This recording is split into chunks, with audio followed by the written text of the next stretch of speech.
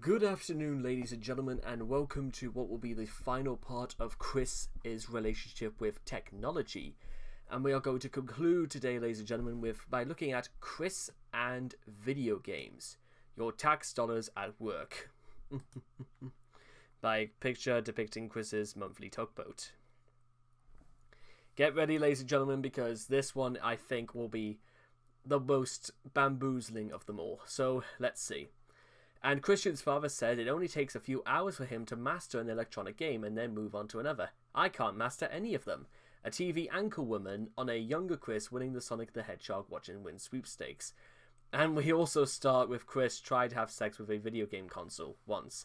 It did not work out all that well at all, because Chris apparently lasted 40 seconds before he had to sit down. In case a cursory glance at this wiki did not tell you this, Chris likes video games. Very much, in fact. Maybe a little too much in some cases. Chris definitely has spent more time on video games than any other activity or pursuit, including his quest for a woman who will emerge from the internet and give him her china. He has said he spends between 2 and 4 hours a day playing games, and that figure is likely higher than what he admits to, which boldly suggests that Chris might not do anything else with his time. Without delving too deeply into armchair psychiatry, it is not hard to see why video games hold so much appeal to Chris. His brain is wired to operate according to absolute values and rigid defining processes. This is one of the reasons he has so much difficulty in the real world. The rules keep changing on him. If he figures out the rules in the first place, in the artificial world of video games, the challenges are the kind that his inflexible mind is able to comprehend and surmount. There, the rules never change, and all that he has to do is follow them. Reality isn't quite as simple, which is why he spends as little time out there as possible. Hence why he would rather spend his time to the things that he absolutely cannot, dissuade his opinions. Early years, and also living out his fantasies.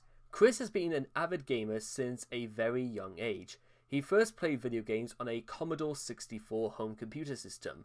Before he was 8 years old, he had a Game Boy and Nintendo Entertainment System, and he acquired more consoles and games throughout the 1990s. According to the Solitude Chronicles, he has been a fan of Sonic the Hedgehog since the character's 1991 debut for the Sega Genesis. His game collection really took off in 1993, where he won his famous shopping spree in the Sonic the Hedgehog Watch and Win sweepstakes, and added $1,000 worth of Sega games and hardware to his hoard. As opposed to Chris could have just waited a few more years and bought the Sonic the Hedgehog Mega Collection for the PS2, which would have given him a bunch of nearly 1,000 worth of games for the price of about $30 or so. Chris's game collection. Well, if Spider-Man says it, and alright, to great gamer Sir Bidey. Was this made by Chris or something? I don't know. Although the last completely reliable account of his collection games dates back to all the way of January 2009, Chris owns conservatively nearly 850 different game titles across 20 different platforms. He sold off roughly 100 games in various trips to GameStop and local pawn shops during the late summer and early fall of 2010, but this hardly depletes the reserves at all. He had also maintained an account with the mail order rental service Gamefly until August 2010. Sony consoles dominate Chris's collection, counting the games he has downloaded through the PlayStation Network. Nearly half of his games belong to the PlayStation family. Nintendo comes next, including more than 100 games for Nintendo's different platforms, and Sega brings up the rear. While he owns every Sega console short of an 8-bit Master System, and Sonic the Hedgehog is one of his favourite individual franchises, games for Sega consoles make up less than 15 to 10% of Chris's collection. I wonder if... Nah, never mind. Chris's violent hatred, and I do mean violent, of the Xbox is well known, but he likely owns or at one point owned an original Xbox console with the completely bulky as hell controller. However, it is not known how much time he has spent on Xbox games. His eBay account shows that he tried to sell off a handful of Xbox games in the summer of 2008. The record of his eBay sales also indicates that in addition to owning at least one of every machine he owns games for, he has gone through at least 3 or 4 of Sony's original PlayStation consoles over the years. How did he manage to do that? Probably played them for so many days on end that he burnt out wiring and goodness knows how many circuit boards. It is possible that he has had to replace a few of the infamously fragile apparatuses for overuse, pretty much. But this could also be an indication that he bought the systems and games in bundles. It is virtually impossible to gauge exactly how much money has been shoveled into Chris's game collection over the past few decades. Knowledgeable trolls, however, reckon that his physical collection of games and hardware represents around $20,000. His PlayStation Network downloads, meanwhile, can be accurately accounted for there. The bill is close to about $3,500, and surely climbing all the while. One of the more grievous examples of Chris's video game-related overspending is his apparent ownership of at least 2 copies of the $80 Street Fighter IV Collector's Edition. Why he needs 2, I honestly have no answer for this. As evidenced by the 2 identical exclusive Ryu figures he later sold on eBay. While it is possible that Chris received the second figure from an outside source or packaging error, his attempt to bribe Blue Spike with a copy of the game and his habit of wasting money for no particular reason led credence to the former theory.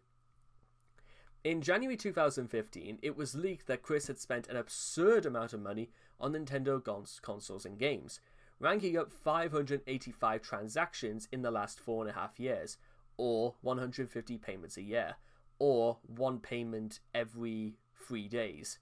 This list includes useless shovelware, virtual console games, and both versions of games he does not even like. Of these, 276 purchases are known to be handheld games. 8 are known to be video game consoles, buying 4DS and 4DSi consoles. Why? Again, I absolutely have no idea.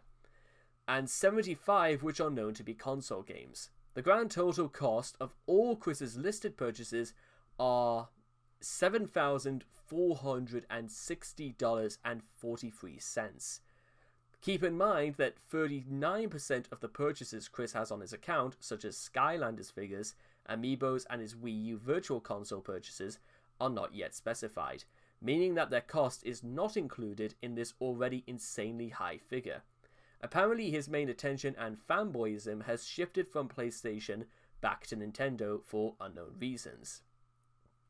This leak also revealed that Chris plays almost every game demo available on the eShop, Nintendo's online downloadable video game store, even if he has no interest in said game, just for the sake of owning it.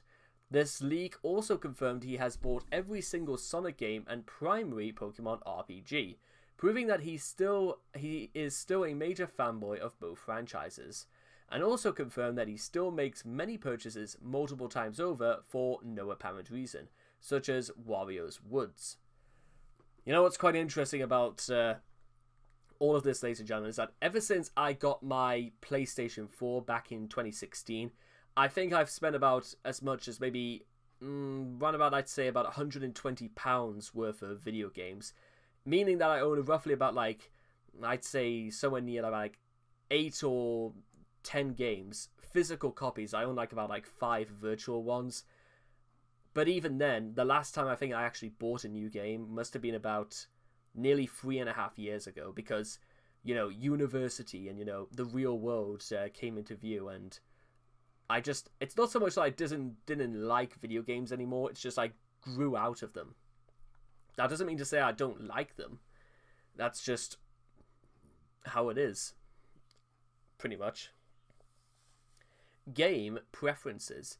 Going on what evidence is available, such as what he has talked about on his websites and YouTube, what his PlayStation Network profile shows the most effort put into, and what he decides to construct elaborate fan works around. Chris has fairly childish, casual taste in video games, though he puts an inordinate level of effort and time into gaming. He does so playing stuff like Sonic, Pokemon, Animal Crossing, Guitar Hero, and other games geared toward more mainstream and less hardcore audiences. His favorite racing game, Mod Nation Racers, is a straightforward title that allows players to create their own tracks and cars. Little Big Planet earned a rabid following with its level editor section, but otherwise it is just another side-scrolling platform game, and Chris hardly strains the level editor to the limits of its actual potential. Much of his PlayStation Network trophy case is filled out with achievements obtained by playing simple downloadable demo screen and indie productions. Chris has purchased a fair share of M-rated games, such as Family Guy the video game, Grand Theft Auto, and Call of Duty, which shows that his interest in games is not necessarily limited to the E rating. These games, however, tend to be fairly shallow in terms of gameplay. Brutal Legend isn't remarkably deep as far as gameplay is concerned. While the game is an M-rated title with swearing, decapitations, heavy metal music, and tricky real-time strategy elements for the most part, the atmosphere is still jolly and humorous enough, and the majority of gameplay consists of exploring the world and having straightforward beat-em-up fights. Some have questioned whether or not Chris's interest in Brutal Legend was because of an affinity for the director Tim Schaffner's other quirky offbeat games such as Psychonauts and Grim Fandango. While Chris might be drawn to the perceived random access humor of those games, it's a video game about heavy metal music and artwork, led by Jack Black. It is more likely that they were too intelligent for him, and thus hold no appeal to his childish mindset. Chris's interest in Brutal Legend was most likely due to Jack Black voicing the main character, and possibly his failed attempts to be seen as a connoisseur of music. Which... Actually, you know what? I'm going to do a little quick thing here. I just want to do something really quick about Brutal Legend.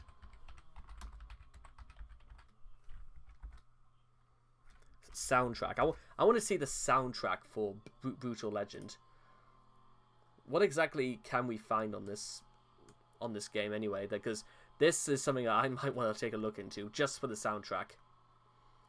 The Chosen Roadie, 11 O'Clock is Our Direction, Raptor's Field, Lamprey Attack, Spirit of Bladehenge, Ruins, Time to Break the Chains, Big Kiss, Blades of Serenity, Spider's Lair, Thunderhorn, Betrayed, Sea of Black Tears, A Creature Shall Rise, Pile of Skulls, Greater Than Now, The Pleasure Tower, The End, Girlfriend, Cabbage Boy.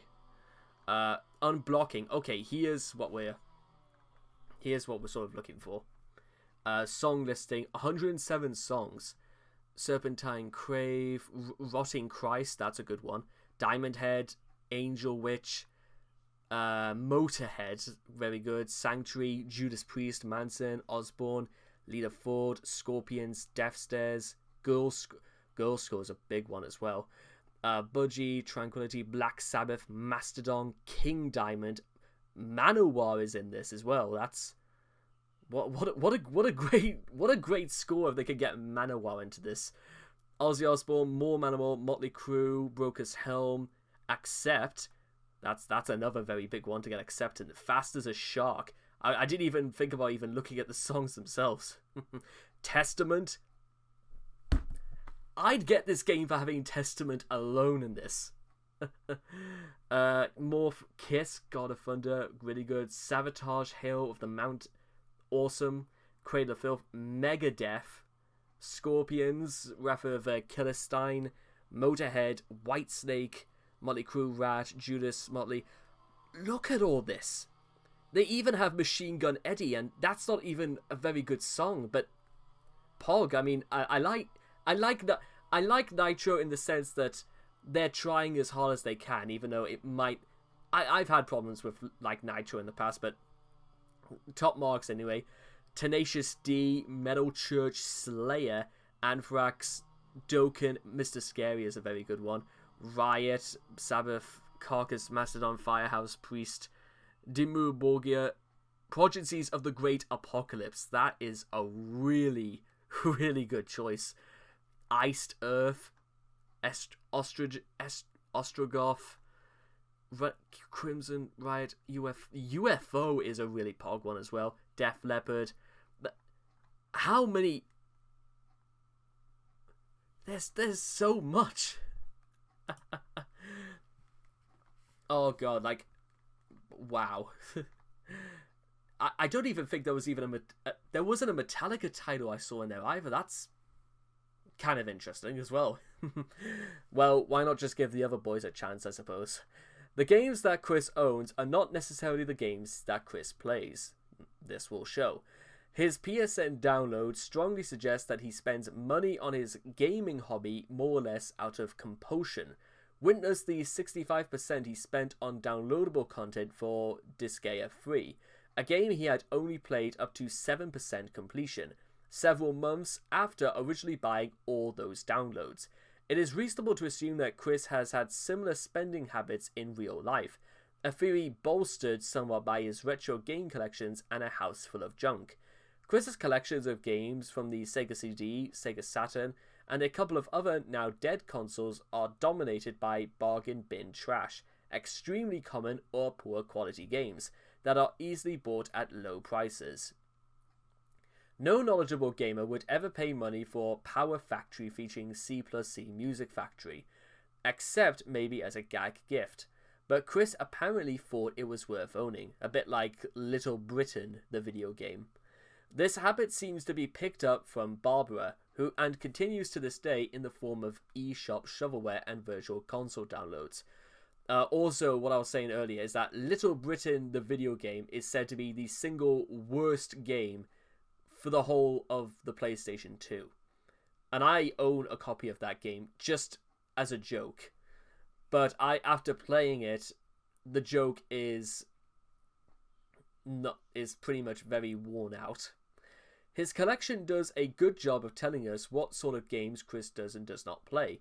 Outside of the Pokemon series, for instance, he evinces no interest in role-playing games. Well, that's kind of sad. Most of the non-Pokemon RGBs in his collection, like Sudoku and Final Fantasy VII, are PlayStation Retro releases he impulse bought through the PSN. Chris buys those up like penny candy. He has even downloaded several digital duplicates of PlayStation games of which he already owns physical copies. Even during his short Hyperdimension Neptunia phase in late 2017, he only showed an interest in the anime adaptation of the games and has never shown any indication he has either been interested in or played the games. You know, considering I own copies of Hyperdimension Neptunia of the various games like 1, 2, 3, and it's Hyperdimension 1, 2. The third one is called V Generation, and then there was sort of like a pseudo spin-off / a sequel called V Generation 2 and Cyber Dimension. Not to mention that there were other titles released more recently like Super Neptunia and one for the PS5. I'm not entirely sure which one that's meant to be, but there's a pretty large collection for those sort of games, as well as its followers of both the anime and the games respectively. And the games are fun as hell to play because they're just full of, gag nerd, video game trivia, which you would have assumed would have appealed to somebody like Chris, but apparently not. Despite being obsessed with Pokemon, he is not a hardcore Nintendo fan as some might suspect. He never seems to show interest in the latest contest from Nintendo and the hardcore Nintendo games he does own, such as games from Metroid, The Legend of Zelda, and Mario franchises, are most likely just collecting dust on his game collecting racks.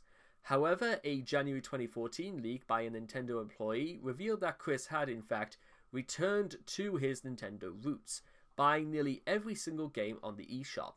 He owns almost no sporting games.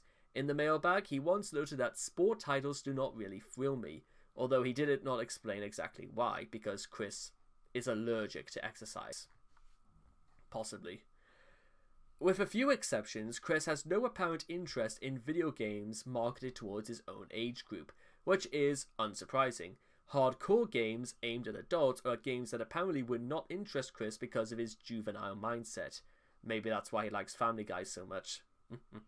Video games, and anything else for that matter, with mature themes that are not too dimensionally crass and full of random access humor, would probably confuse and bore Chris and make him feel awkward and uncomfortable.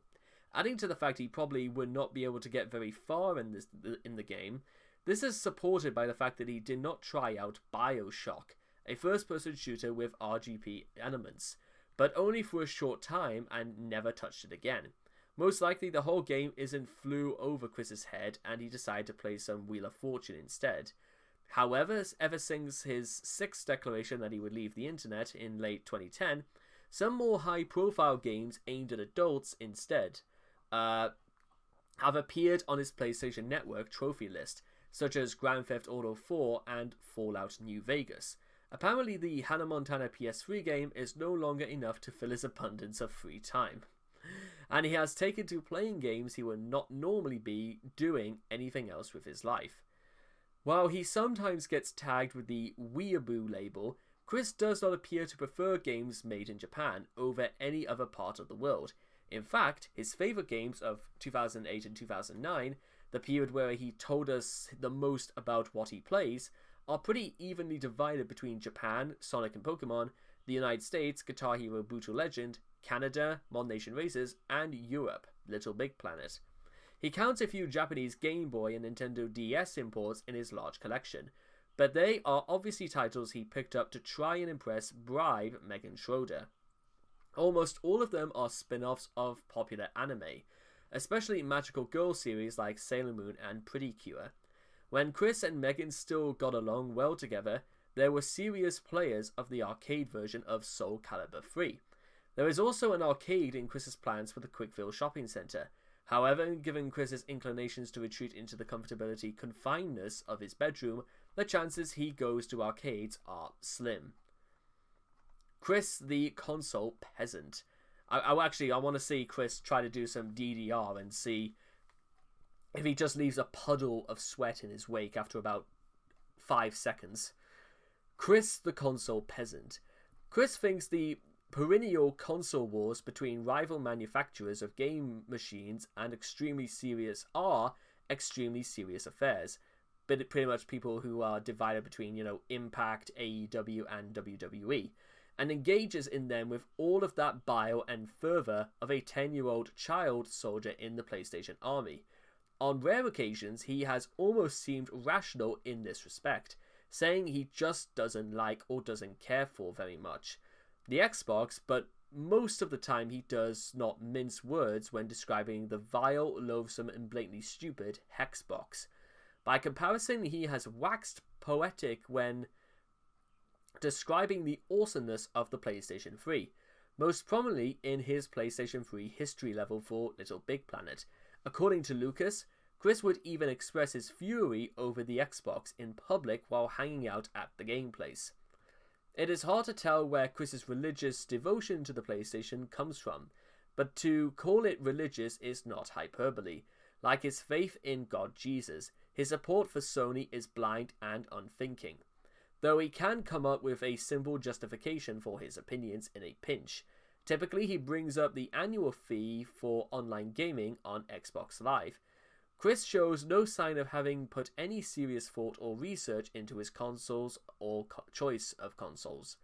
His descriptions of the PlayStation 3's advantages in places like his Columbus Day 2008 video tend to sound like a collection of marketing buzzwords, as filtered through the mind of a cave-dwelling autist anyway. Interestingly, Chris was not always a blindly devoted fan of Sony. In the Animal Crossing documentary, we could see that back in 2003. I must also point out that actually this was a very, very well and nice idea thought out by Chris, so seriously, go check that out if you disbelieve me. It's a really touching little thing he actually put together for his parents. We see that back in 2003, Chris pledges allegiance to Nintendo and the GameCube, stating that both the predecessors of the PS3 stank as much as the original Xbox. His feelings changed when he bought a PlayStation 1 at a rummage sale for cheap, intending to resell it elsewhere for profit. But instead played it and found it was not bad.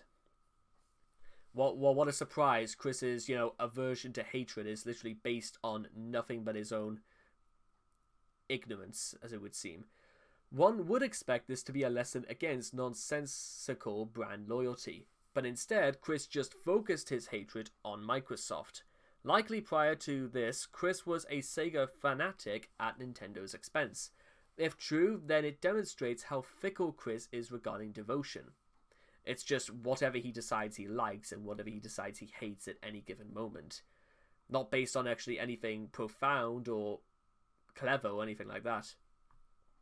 When asked what his feelings were on the Nintendo Switch, Nintendo's up-and-coming console for 2017, Chris responded in Chris fashion and simply stated he has no thoughts on it due to it being preoccupied. Unsurprisingly, Chris is ignorant of things he has chosen not to like. The only 360 game he seems to show interest in is Don't Be Nervous Talking to Girls. Seen in Sonichu Issue 10, being modified for the PS3, was suggested to him by the fans. Though the game is just a crappy dating sim, and though there are other 360 exclusive games which would appeal to him, possibly Halo 3 for example, Chris claims that it is the only game worth playing on the 360. I wouldn't even begin to say that's even true, and I've never really been a fan of Xbox anyway, but I can think of at least many titles. Probably is it Assassin's Creed isn't like an Xbox exclusive, but I heard it's quite good, I suppose. Even slinging mud at the names of the consoles is very serious business to Chris. In Lars Core, Chris says he does not like it when people call the PS3 the PS Triple, because what trolls call it. Of course, this comes from a man who carelessly rants about the Hexbox. True. Chris and online gaming. Also, here's a message here. Hey Christine, just wanted to know your thoughts on the Nintendo Switch. Maybe you could Facebook your thoughts. No thoughts, I have been preoccupied. Well, that's just rude, that. Someone should have told Chris it's not a good idea to be rude to people who just ask him honest and, questions like that. Perhaps, unsurprisingly, given his antisocial nature, Chris is not fond of online multiplayer games in any genre. I could buy that. Be they sports sims, shooters, racing games, or whatever else. Though he owns several games for the PS3 and other consoles that would allow him to play online and interact with other people. His PSN profile shows that he has put little time into multiplayer games. In 2010 and afterward, two exceptions to this rule emerged. He did a good deal of online racing in Mod Nation Racers during the summer of 2010, while early in 2011, Chris began to show an interest in an online role-playing game for the first time, DC Universe Online. His fondness for Mod Nation competition eventually passed, but it remains to be seen whether or not he will develop a lasting interest in MMO gaming.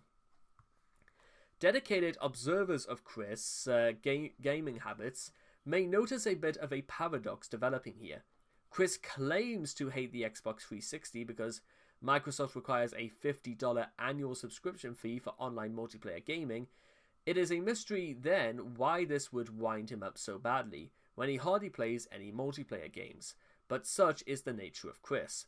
Mailbag correspondents have tried to point out that the seeming contradiction here. Not to mention the weird contrast between Chris's thriftiness as far as Xbox Live is concerned and the massive amounts of money he is willing to waste on worthless digital trinkets through Nintendo and the PSN. For all the good it has done, though, they may as well have tried to change his opinion on Asperger's syndrome. Recently, Chris has started playing online games on his Switch and PC, playing such titles as Tetris 99 and Payday 2. Chris, the trophy whore. While Chris has little evident interest in directly interacting with other humans in online games, he does seem to enjoy building up a massive trophy case to passively show off his PlayStation Network profile. He has doggedly played through a number of games in order to earn every available achievement, and on occasion he appeals to his fanbase for help in earning trophies. For instance, he begged readers of his Twitter feed to download his Mod Nation Racers levels so he could pick up one more trophy. Slacker that he is, Chris prefers to put forth as little effort as possible to earn his trophies.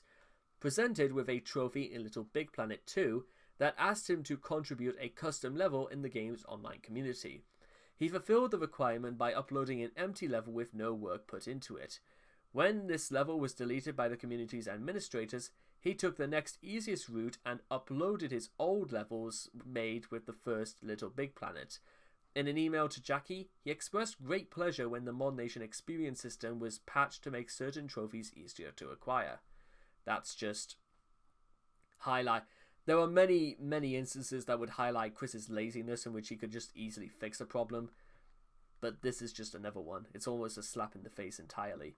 Chris and PC games. Games for personal computers are conspicuously absent from Chris's collection, and his evident gaming playing habits. The only sign that he has ever owned any PC games comes from his eBay account, which shows that he tried to auction off a collection of vintage Dungeons & Dragons role-playing games for the PC in the summer of 2008. He also owned a copy of the first LEGO Ireland game for PC, as seen by his possession of the Infomaniac minifigurine, which was only obtainable from early copies of the said game. In the fan mail reading video, after a fan sent him a copy of Half-Life 2, Chris explained, "I don't play PC games. I used to, but I don't anymore." He failed to indicate why he gave them up, though in his first Mumble chat he claimed to remember To Who, but later expanded and said, "I never really heard of that." Also, again, somebody sent him a game and Chris didn't even have the sense to say thank you very much. He couldn't even just compromise himself just so he didn't look like a complete dick in the process. Chris, the industry insider. Oh, this would be funny. Chris gets more of his information about the gaming industry from comparatively mainstream sources. He was an avid reader of Game Informer magazine, as for publications and or other media resources have since gone defunct. He was also a dedicated reader of Sony's online magazine Core, and regularly followed the G4 cable network. He apparently even still took the Spike TV Video Game Awards seriously, which puts him about 5 years behind anybody with even a passing interest in the game business.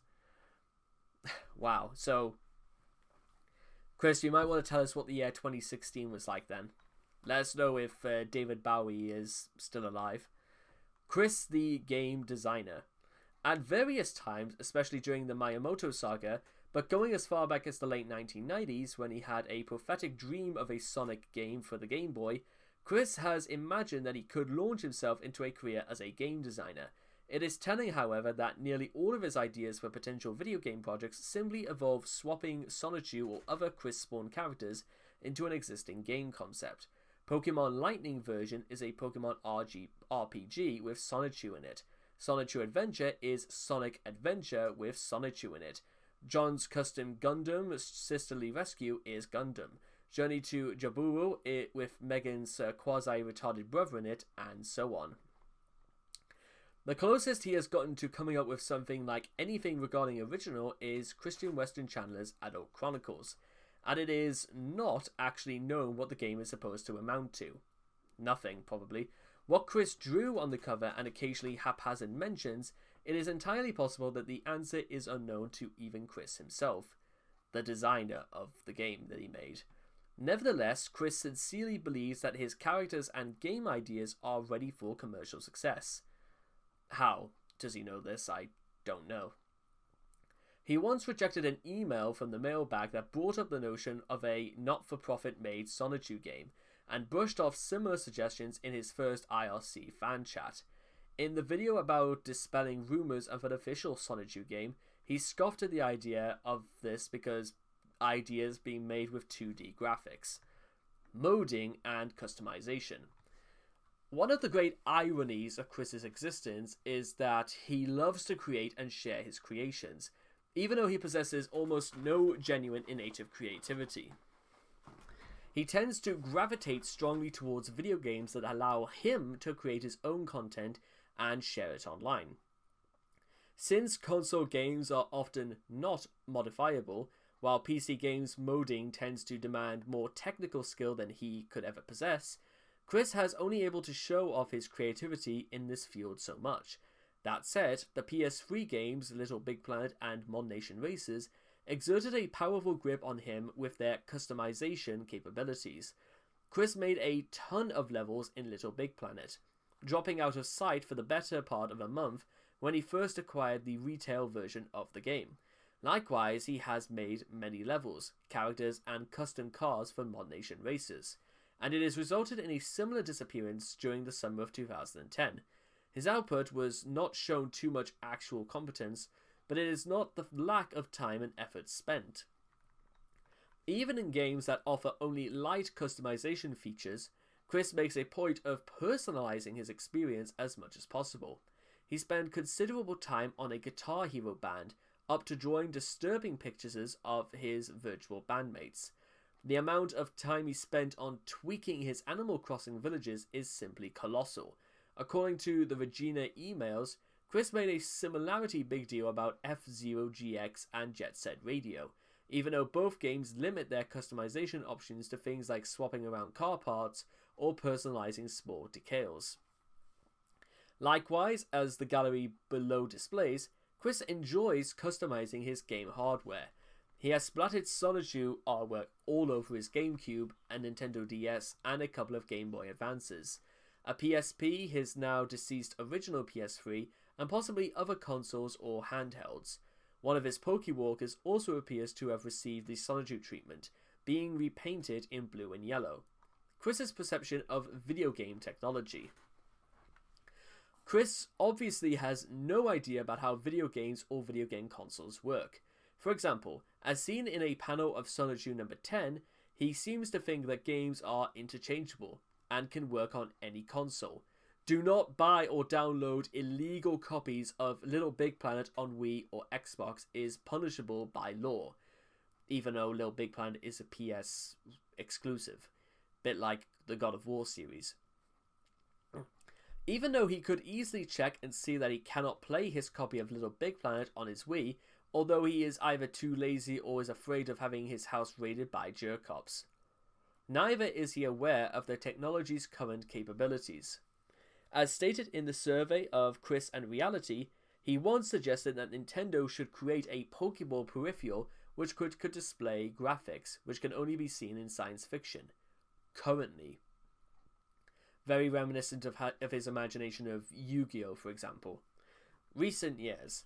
In a surprising twist of fate, Chris's passion for games seems to have subsided. No. It has been months since he touched his PS4 and has not shown much interest in the new PlayStation first and third-party titles. It is likely he spends a lot more time playing on his Switch, but a look at his tweets and wish list suggests he is busy binging TV shows and movies. He has not even made mention of the new generation of consoles that are slated for release in a few months. Well, possibly shorter than that because of the PS5 and goodness knows what else. And as we could just see right here, these are Chris's designs for his Game Boy Advance, his GameCube, his PSP, and other customizable stages and all this. And we're just going to sort of like end this video by quickly looking at his overall collection. One of their most valuable customers, him posing at a DS, wow, back in the day when DSs were just everywhere. But let's see apparently if, I might just even just do this for a different video, but because if you could see right here, I'll show you exactly how long this article is anyway. What, ready?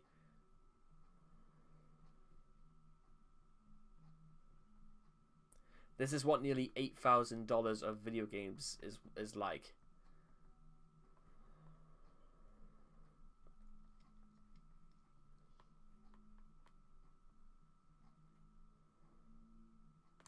With the final one being Halo 5 Guardians for...